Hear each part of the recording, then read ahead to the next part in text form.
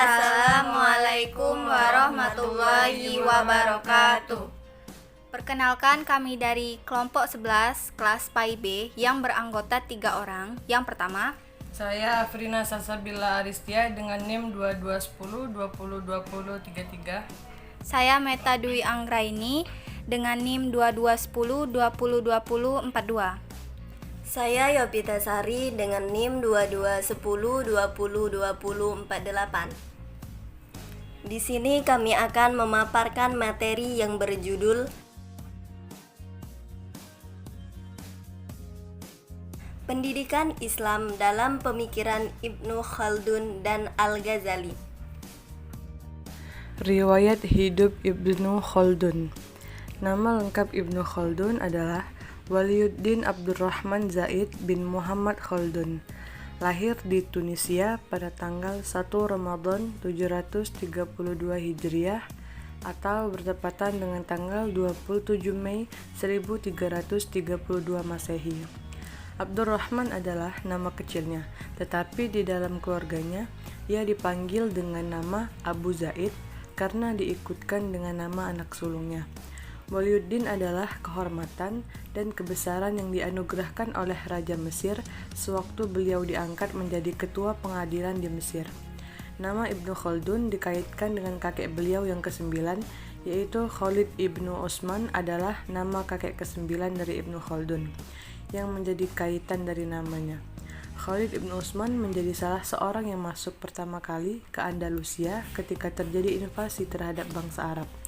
Bani Khaldun adalah sebutan bagi keturunan Khalid Ibnu Utsman yang termasuk di dalamnya adalah Ibnu Khaldun. Karya-karya Ibnu Khaldun yang pertama Al-Ibar, yang kedua At-Ta'rif bi Ibnu Khaldun Mu'allifu Al-Kitab wa Rilatuh Ghorban wa Syarqan, kemudian yang ketiga Syifa' As-Sa'ili li Tahzib Al-Masail. Pemikiran Ibnu Khaldun. Corak pemikiran yang dimiliki oleh Ibnu Khaldun dipengaruhi oleh kehidupan yang dialaminya, pendidikan, politik, intelektual, dan lain sebagainya. Latar belakang keluarganya politikus dan berintelektual tinggi, serta pengalaman yang mumpuni membuat ia dapat merangkai dan memformulasikan beberapa teori pendidikan serta ilmu sosial. Pemikiran Ibnu Khaldun ini tentang pendidikan Islam. Menurut Ibnu Khaldun, pendidikan adalah suatu penerangan ilmu pengetahuan dan keterampilan serta berbagai aspeknya pada karya nyata untuk memperoleh rezeki menuju kepada masyarakat lebih maju sesuai dengan kecenderungan individu. Ibnu Khaldun memiliki pemikiran bahwa terbentuknya masyarakat dan juga perkembangan budaya merupakan suatu gejala konklusif yang timbul dari ilmu dan pendidikan. Riwayat hidup Al-Ghazali. Abu Hamid Ibnu Muhammad Ibnu Ahmad Al-Ghazali atau orang sering menyebutnya dengan nama Imam Al-Ghazali, dilahirkan di Gazela yang terletak di daerah Tus, wilayah Khurasan pada tahun 450 Masehi. Tokoh sufi yang pemikirannya banyak diilhami oleh nilai-nilai tasawuf dan mendapatkan julukan Al-Ghazali di masyarakat. Ia dapat menjadikan seorang tokoh sufi yang diakui oleh orang dari generasi ke generasi, dikarenakan ayahnya juga seorang sufi yang soleh, tetapi meninggal pada saat Al-Ghazali masih kecil. Pada akhirnya, ia dititipkan kepada seorang sufi lainnya untuk mendapatkan bimbingan dalam hidupnya.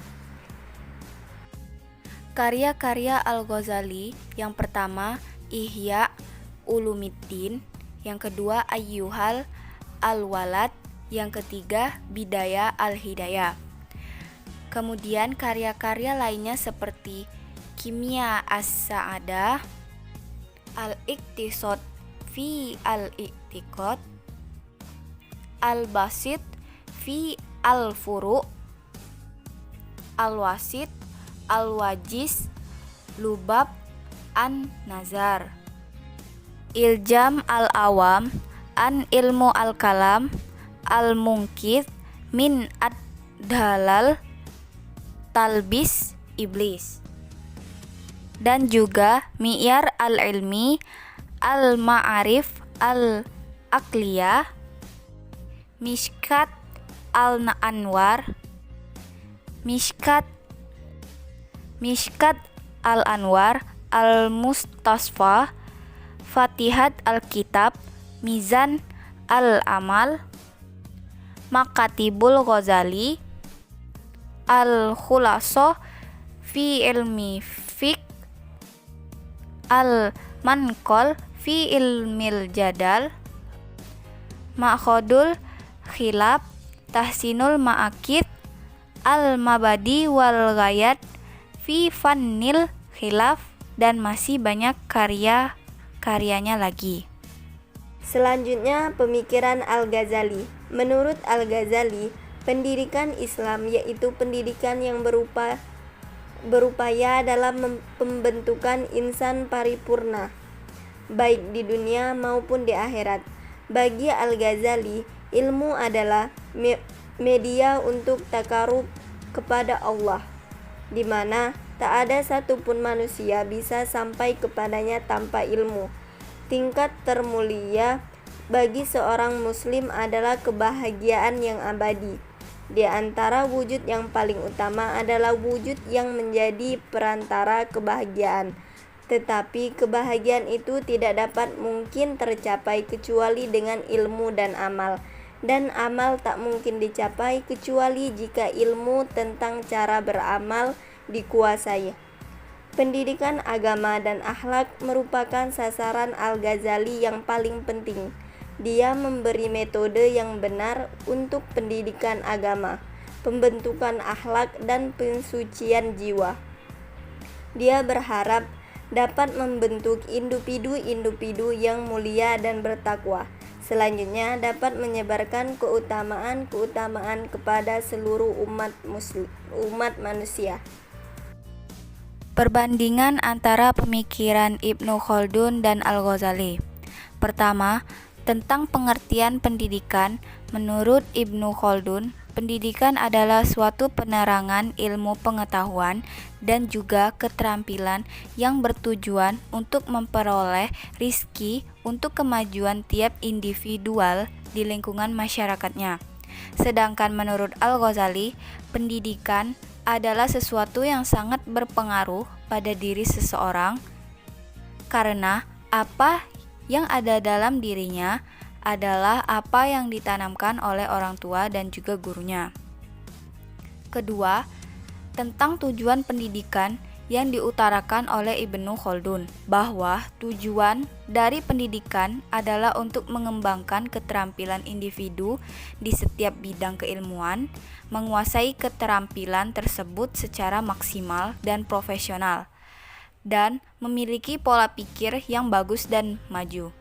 Menurut Al-Ghazali, tujuan pendidikan untuk mendekatkan diri kepada Allah, bukan untuk mendapatkan kedudukan tinggi di dunia yang berujung hanya untuk mengumpulkan pundi-pundi uang saja. Baiklah, sekian pemaparan materi dari kami. Sekian dan terima kasih. Wassalamualaikum warahmatullahi wabarakatuh.